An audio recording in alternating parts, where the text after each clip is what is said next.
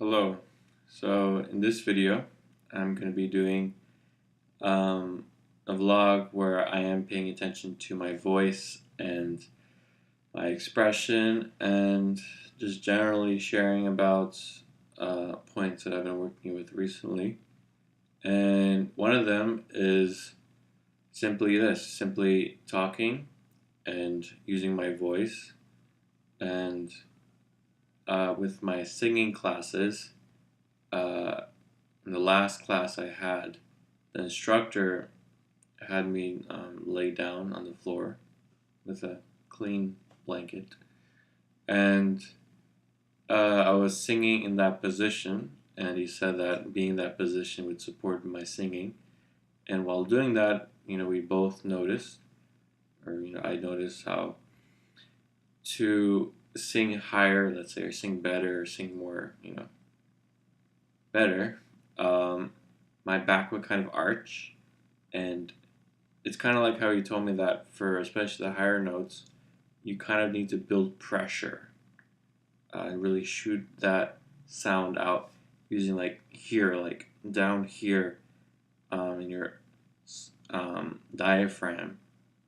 You know, kind of like use those muscles to kind of like build a pressure, and you're filled with air, and then you shoot that air out. So with that and applying that, I tried singing because the idea of doing that while laying down, that translates to doing that as you stand up and sing. You remember what that's like, and then you apply that while singing upright. So the same thing here, where just speaking to have plenty of air within me, like let's say the barrel of my chest, or and just my back muscles support, um, let's say my lungs, to kind of like put pressure and also extend in such a way that it allows the air really to flow and, let's say, shoot very easily. So that is something that I am incorporating within speaking as well as singing, because singing is basically talking, but it's just, a little different. That's how I view things. Like with dancing, I view dancing like walking, just with a rhythm. So anyway, so there is one thing, and something else is with looking at morality. I notice this positive polarity point of being a good person with feeling bad, feeling guilty about doing something, and me feeling good or thinking that's something good if someone feels guilty.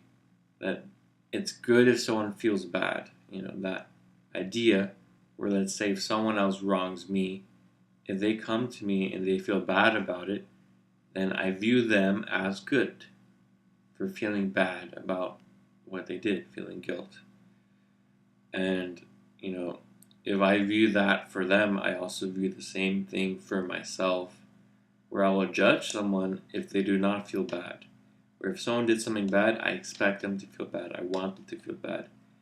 And let's say I will get angry, you could say, or like see them as bad, judge them as bad, if they are not feeling guilty, if they are guilt free.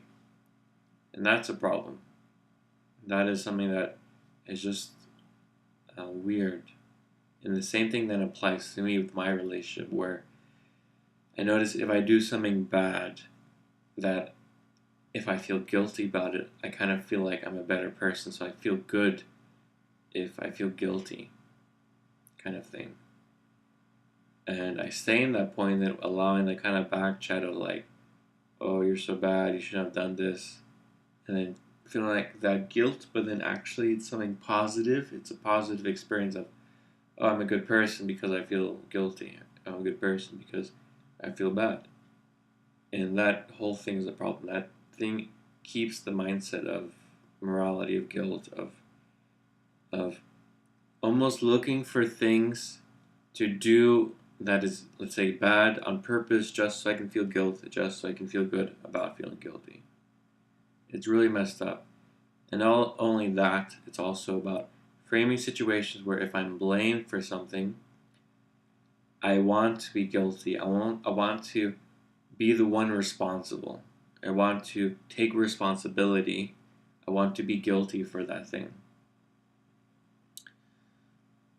And so when I get blamed for something or something happens, I take that role in to try to get blame onto me in that sense and be guilty, and then I feel good in doing that and being guilty and taking responsibility.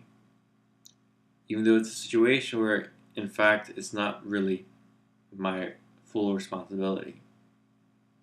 I'm trying to take responsibility from other people.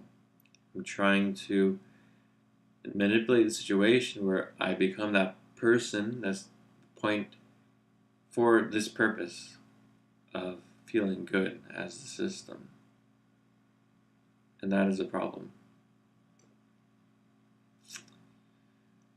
And that is really weird, but that is the play out in real life. What happens in real life. And so it's about stopping that whenever there's a blame, whenever there's that kind of thought pattern of blame, or trying to become the guilty one, to stop that.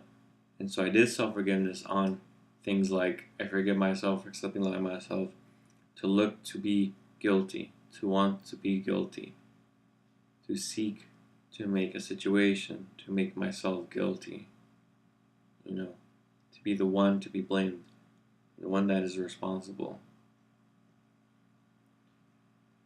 And to feel good within that. So I forgive myself for accepting a lot of myself, to feel good within wanting to be blamed, wanting to think I am a bad person. Because within thinking that, feeling guilty, I feel then I am a good person now. And I feel good. That now I'm a good person. So let go of that whole design, the whole polarity, the whole point of looking for that energy,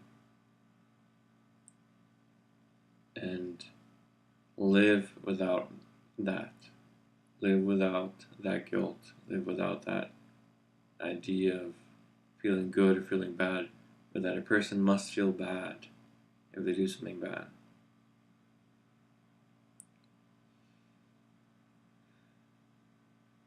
Instead, I just do what's best for all. What's best for me. What's best for others. But then making sure, my point is secure. And then doing what's best for all. And so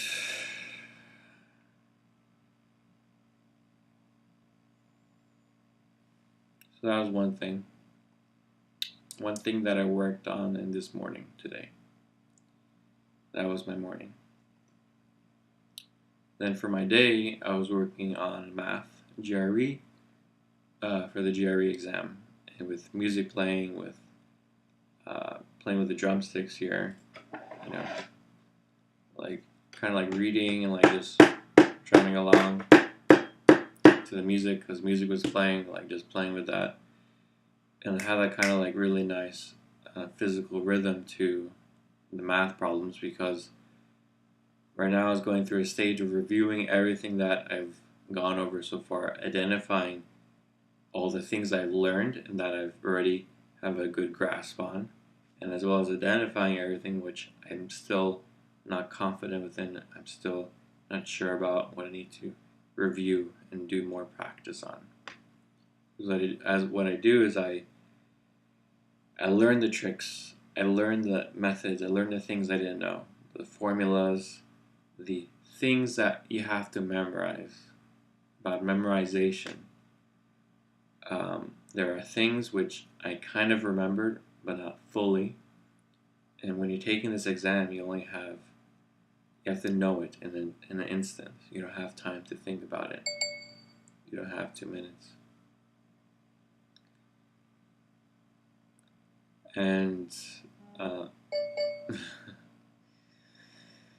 and so for these math problems, you have to like know some of these things. You just have to know it. And so it's about that. It's about knowing the strategies. It's about basically the way the test is, it repeats a lot of itself. There's a lot of things you can expect that's going to happen.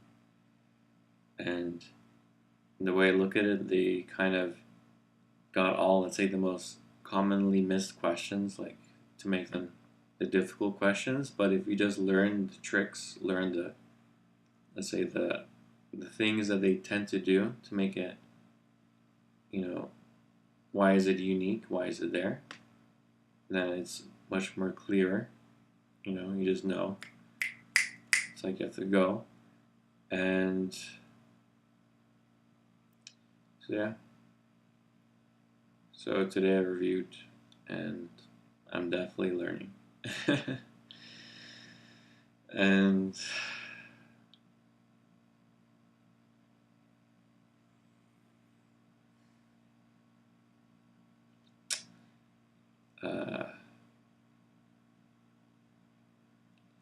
and I'm also I got my hair touched up my hair. Some physical things, but yeah, just living. I do this every day. Like that's what I've been doing basically. Working myself, working the math. I see myself achieving what I want to do. That's going to be good for my life. So let's just do it. Okay, thank you very much.